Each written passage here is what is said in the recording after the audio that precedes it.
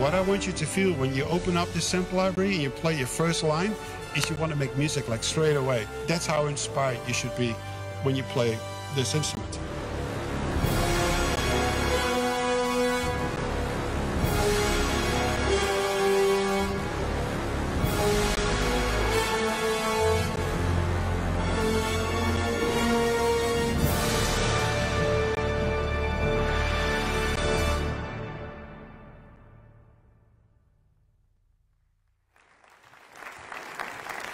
And now, ladies and gentlemen, without further ado, please welcome to the stage Tom Holkenborg.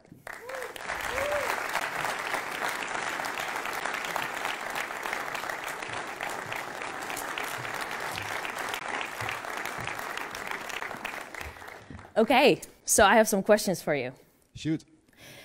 You came into composing from the world of industrial noise and electronic music. At what age did you fall in love with classical instrumentation, and has it always been with you? Actually, since I was really young, my mom was a violin teacher and a music teacher. My dad was a harmonica player. Music was part of our family. Everybody played multiple instruments. My dad would play the Beatles and Elvis primarily, and my mom would play like, classical music. So I just grew up with it, and it was not until 94, 95, roughly, where I'm completely self-taught.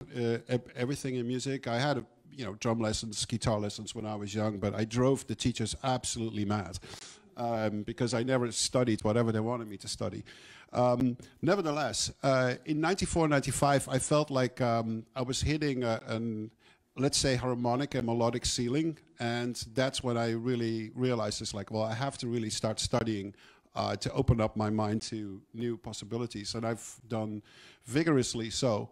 I'm an insomniac, so I've got hours to kill at night. So great for studying or binge watching, stuff on Netflix. It's awesome.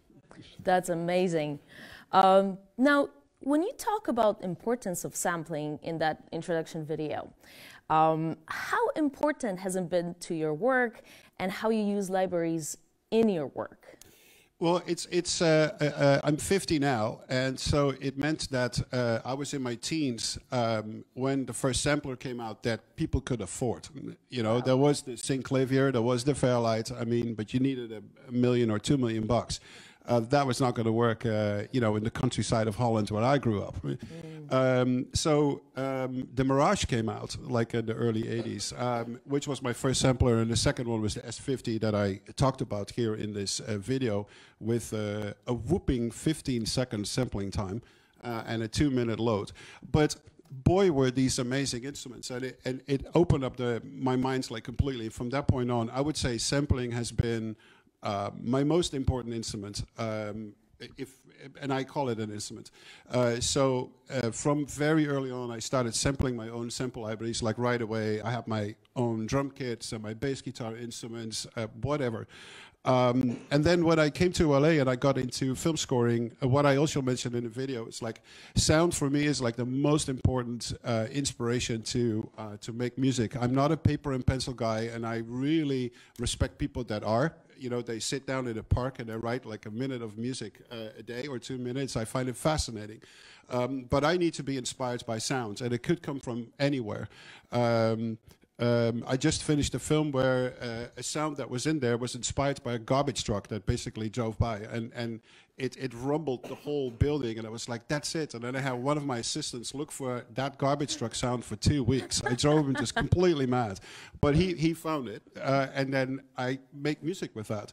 So cut to orchestral instruments. For me, it's actually the same thing. If you open up a library and you need to write something for a flute or for a violin or for a church organ, if you will, if you're not a pencil and paper guy who has a perfect understanding how this will work out in the real world, you need to be inspired by a sound. So if you load a flute sample that sounds absolutely terrible, how are you going to write the melody of your life? And I have a serious issue with that, and I think a lot of people out there.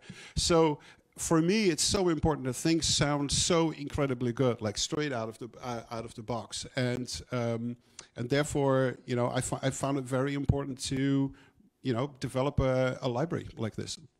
Amazing. So, what did you feel was missing from the industry, and what did you want to achieve with this library? Well, I mean, like, where do you start? I mean, you know, first off, I have the highest regards for anybody over the last 30 years that have or pioneered or is making at this point sample libraries. If I were wearing a hat, I would take the hat off for you all, because you guys doing fantastic work. And most of the composers in this town or anywhere in the world would not know what to do if these sample libraries were not available for us to make. So I want to point that out first. Second, I felt that brass instruments was the one instance where I think we can really, really improve. And the ideas that I had about how to build a brass library. How do you build a brass library that is great for people that write 100% orchestral music? How do you build a brass library that is great for people that want to sound like Hans Zimmer, for instance? How do you build a brass library that can be used by hip-hop producers? How do you build a brass library that can be used by people that are very sound design in nature? Like, what needs to happen for Trent Reznor to use a brass library? So all these things were really like playing in my mind, and I came up with this whole concept together with the wonderful developers of Orchestral tools, and I'm very excited that, you know, at a certain point this thing is going to be done. We're still working on it, by the way. So power and versatility, right? Absolutely. You are not a traditional composer. Where does brass sit in your composition process, and why did you want to start building your library from brass? Well, yes, I wouldn't say I'm a traditional composer. I call myself a full contact composer, which I need to hold something. I need to play with something, so I use a lot of instruments in my studio, where it's like modular synths or synthesizers or real guitars or bass guitars, percussion instruments, whatnot. I really tried, but it's almost impossible to find the best 40 brass players on the planet and stick them in one bedroom, just keep them there for a couple of years. You know, it's pretty hard. So you actually need to do this with a brass library. And for me, that was very important to get it really right and to get it really inspirational. Because I'm not a traditional composer, I look at each element of the orchestral family also as from a production side point of view. It's like when I need like a certain sound or a certain frequencies, oh, this could be taken care of by the strings, or this could be taken care of by woodwinds, or this could be taken care of by brass.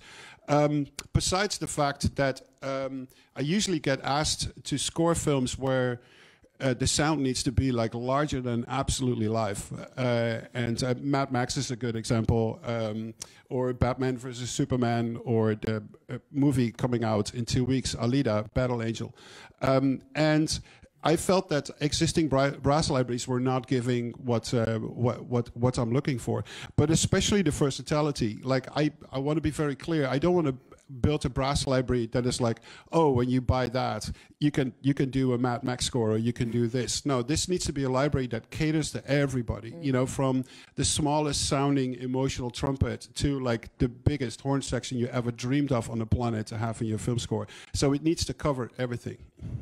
Wow. That's what I thought.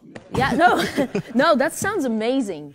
So I know you've studied so much of film score genre and orchestral history.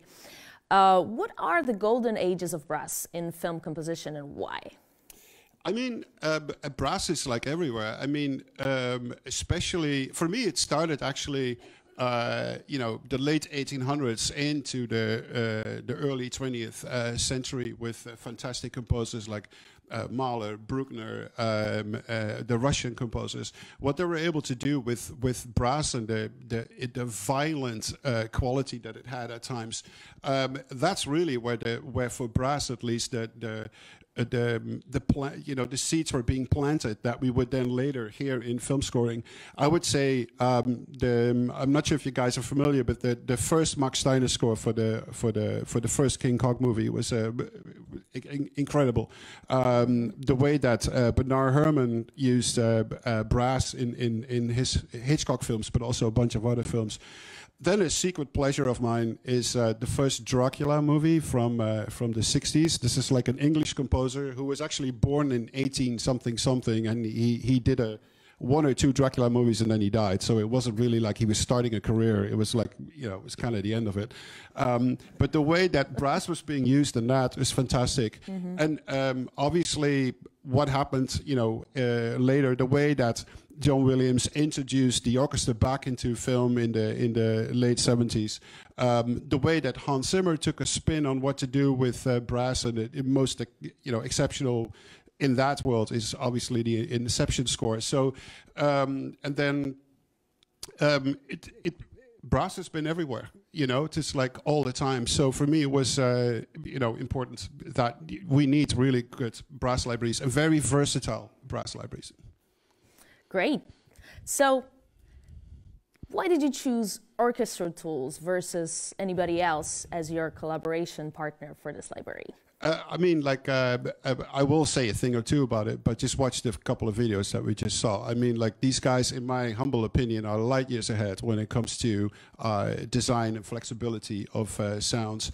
What I said in the video, the sample cutting, the way that the instruments have playability, and the fact these are like the nicest guys on the planet to work with, which is an important thing for me too. But it's especially the quality of the product, the way that they take things extremely serious. That was like very, very important for me. Amazing. And what did you like about the recording process in Berlin? Well, what is there not to like about Berlin?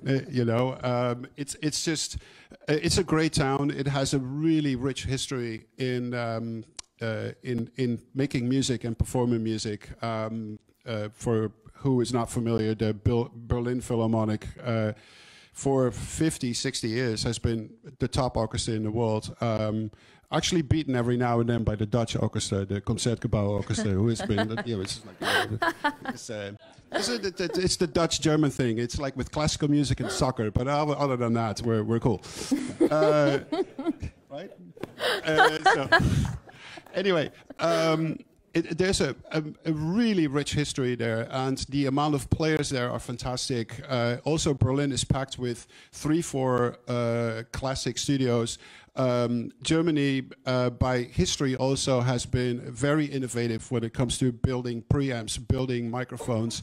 I only need to mention companies like Neumann and Sennheiser, Telefunken. So there's so much knowledge in Germany when it comes to recording and playing instruments. So it wasn't such a hard choice, actually. Great. Tom Holkenborg, Junkie XL, everybody. Thank you very much. What an amazing news.